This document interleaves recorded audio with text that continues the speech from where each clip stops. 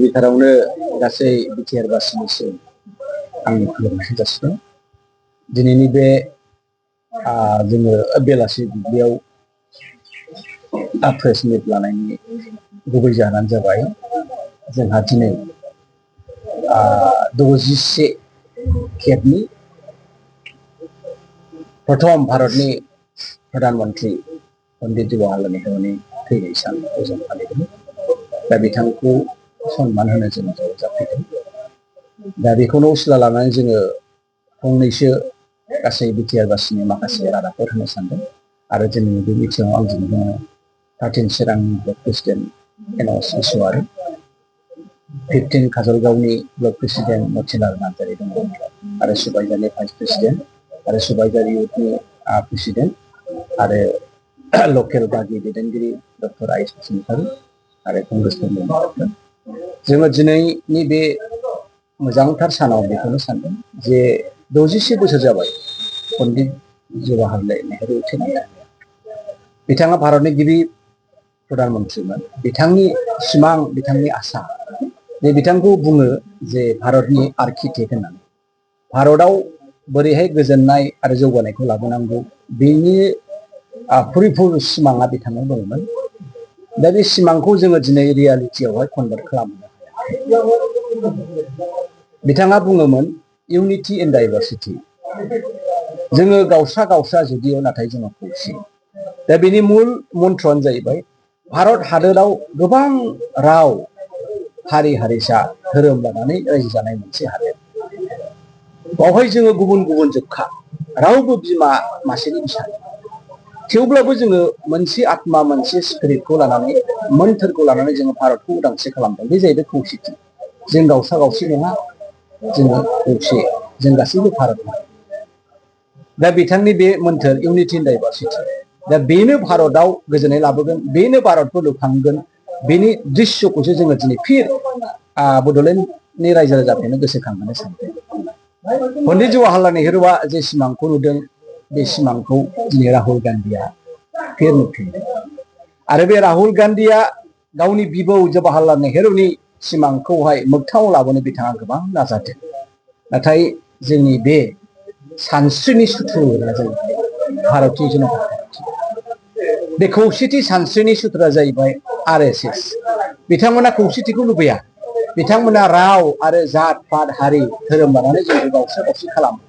सानफ्रोमबो फुंनिफ्राय बेलासिसिम बिजेपिनि RSSनि मिडियाफ्रा सोरखौबा रायखोमानाय, सोरखौबा बुथारनाय, सोरखौबा बुनाय, धोरोम लानानै नासयनाय, दा बिनि अनगायै जेबो गैया। दा बेबायदि थामारोब्ला जोंनि गेजेराव गोजोन सान्थि आरो जौगानाय फैनाय नङा। नाथाय जोंनो मा नांगौ? गोजोन सान्थि आरो जौगानायखौ नांगौ। दा बेखाय जोंहा मोनसे मोजांथार खाबु फैदों आसामाव। मैयासो अल इन्डिया कंग्रेस कमिटिनिफ्राय मानगोनां कंग्रेसनि आफादगिरि माल्लिकार्जुन खारगेया, अपोजिसन पार्टिनि लिडार राहुल गान्धी बिथाङा, आरो केसि वेणुगपाल बिथाङा, आरो जितेन्द्र सिंह बिथांमोनहा सानै फैयो आसामनि रायजो राजाफ्रा लुबैनाय बायदि आगुनि आसामनि नखर मन्त्रि तरुण गगैनि फिसाज्ला गौरब गगैखौ आसाम प्रदेश कंग्रेस कमिटिनि आफादगिरि महरै गायसनथि हरबाय। दा बेखायनो रायजो राजानिसिम बेखौनो मिथिहोनो सानदों जे गौरब गगैया मैयानिफ्राय आसाम प्रदेश कंग्रेस कमिटिनि आफादगिरि जाबाय। आगुनि आफादगिरिया जाहैबाय जोंहा भुपेन कुमार बरामोन। बिथाङा नंगौ गोब्राब समावहाय बोसोरब्रै मानि कंग्रेसखौ दैदेनबाय। कंग्रेसनि सिन्था धाराखौ बिथाङा कमप्रमाइज खालामाखै।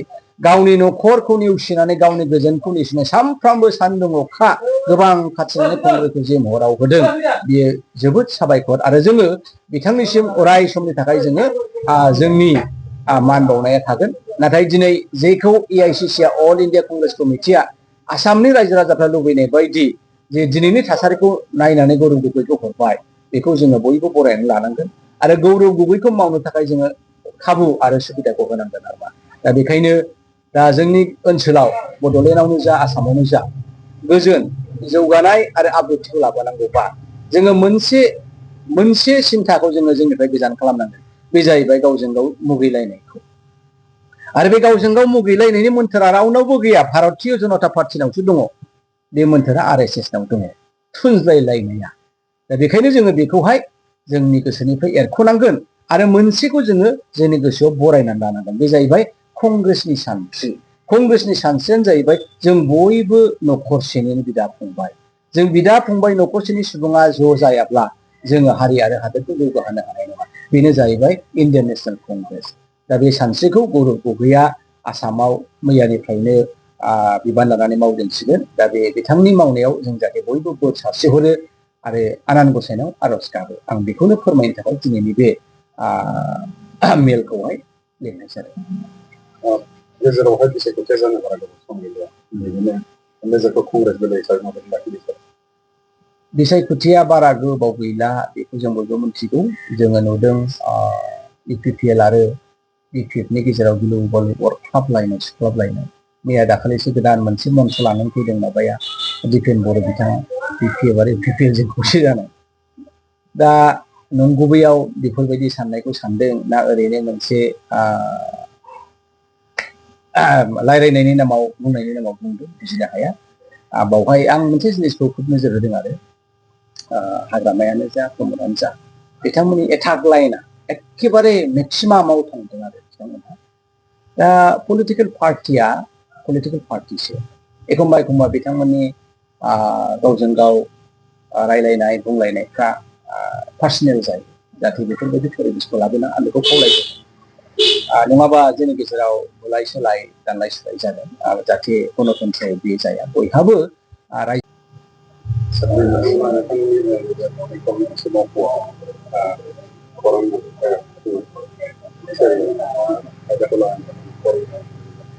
गिबिथारावनो गासै बिटिआर बासिनिसिम आंनि खुलुमनायखौ जासिदों।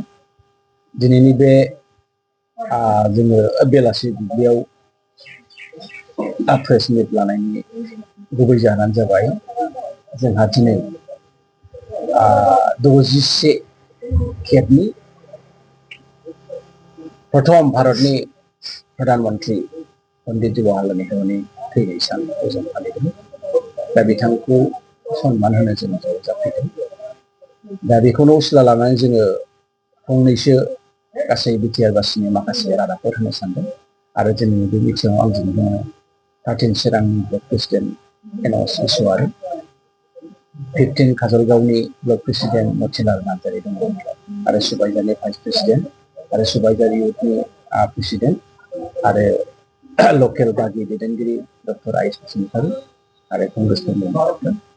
जोङो दिनैनि बे मोजांथार सानाव बेखौनो सानदों जे 61 बोसोर जाबाय पन्डित जवाहरलाल नेहरु थैनाया।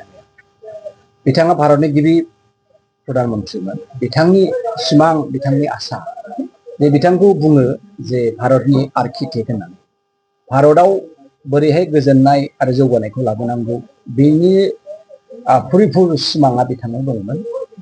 दा बे सिमांखौ जोङो दिनै रियालिटियावहाय कनभार्ट खालामनो हाया। बिथाङा बुङोमोन इउनिटि इन डाइभारसिटि। जोङो गावस्रा गावस्रा जुदियाव नाथाय जोङो खौसे।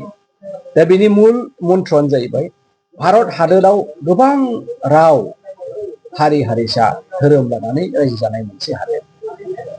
बावहाय जोङो गुबुन गुबुन जोबखा, रावबो बिमा मासेनि फिसा। थेवब्लाबो जोङो मोनसे आत्मा, मोनसे स्पिरिटखौ लानानै, मोन्थोरखौ लानानै जोङो भारतखौ उदांस्रि खालामदों। बे जाहैबाय खौसेथि। जों गावस्रा गावस्रि नङा, जोङो खौसे, जों गासैबो भारत। दा बिथांनि बे मोन्थोर इउनिटि इन डाइभारसिटि, दा बेनो भारतआव गोजोननाय लाबोगोन, बेनो भारतखौ लुखांगोन। बेनि दृश्यखौसो जोङो दिनै फिन बड'लेण्डनि रायजो राजाफोरनो गोसोखांहोनो सानदों। पन्डित जवाहरलाल नेहुरुआ जे सिमांखौ नुदों बे सिमांखौ दिनै राहुल गान्धीया फेर नुफिनदों। आरो बे राहुल गान्धीया गावनि बिबौ जवाहरलाल नेहुरुनि सिमांखौहाय मोगथाङाव लाबोनो बिथाङा गोबां नाजादों। नाथाय जोंनि बे सानस्रिनि सुथुरा जाहैबाय भारतीय जनता पार्टी। बे खौसेथि सानस्रिनि सुथुरा जाहैबाय RSS। बिथांमोना खौसेथिखौ लुबैया। बिथांमोना राव आरो जात पात हारि धोरोम लानानै जोंखौ गावस्रा गावस्रि खालामो। सानफ्रोमबो फुंनिफ्राय बेलासिसिम बिजेपिनि RSSनि मिडियाफ्रा सोरखौबा रायखोमानाय, सोरखौबा बुथारनाय, सोरखौबा बुनाय, धोरोम लानानै नासयनाय, दा बिनि अनगायै जेबो गैया। दा बेबायदि थामारोब्ला जोंनि गेजेराव गोजोन सान्थि आरो जौगानाय फैनाय नङा। नाथाय जोंनो मा नांगौ? गोजोन सान्थि आरो जौगानायखौ नांगौ। दा बेखाय जोंहा मोनसे मोजांथार खाबु फैदों आसामाव।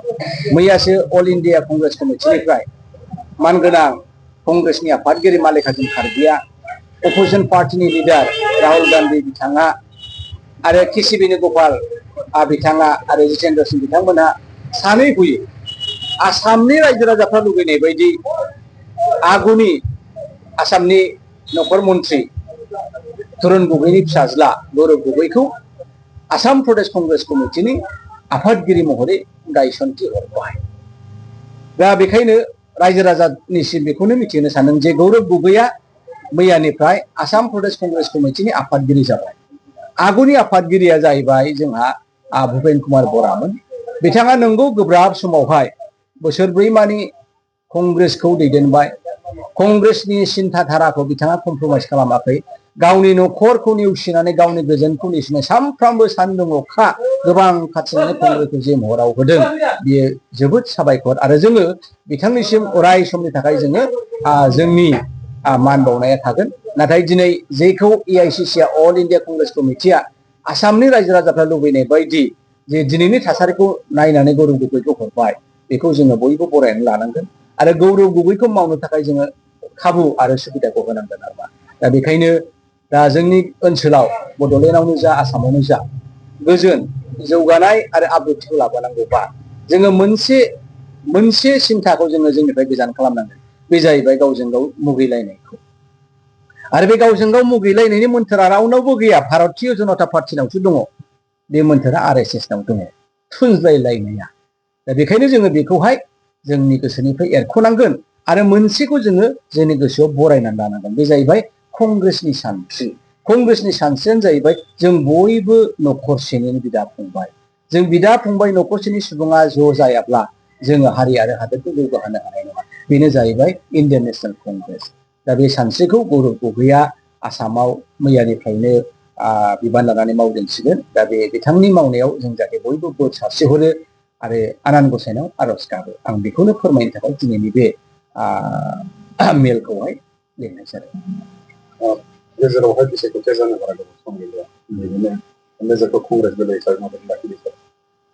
बिसायख'थिया बारा गोबाव गैला, बेखौ जों बयबो मिथिगौ। जोङो नुदों UPPL आरो BPFनि गेजेराव गिलु बालु अरख्लाबलायनाय सुख्लाबलायनाय। मैया दाखालिसो गोदान मोनसे मन्त्र लानानै फैदों माबाया दिपेन बर' बिथाङा, BPF आरो UPPLजों खौसे जानाय। दा नंगुबैयाव बेफोरबायदि साननायखौ सानदों ना ओरैनो मोनसे रायलायनायनि नामाव बुंनायनि नामाव बुंदों बुजिनो हाया। बावहाय आं मोनसे जिनिसखौ खोब नोजोर होदों आरो हाग्रामायानो जा प्रमदआनो जा बिथांमोननि एटाक लाइना एखेबारे मेक्सिमामाव थांदों आरो बिथांमोनहा। दा पलिटिकेल पार्टिसो एखमबा बिथांमोननि गावजों गाव रायलायनाय बुंलायनायफ्रा पार्सनेल जायो। जाहाथे बेफोरबायदि परिबेसखौ लाबोना आं बेखौ खावलायदों। नङाबा जोंनि गेजेराव बुलाय सोलाय दानलाय सुलाय जागोन। जाहाथे गणतन्त्रआव बे जाया। बयहाबो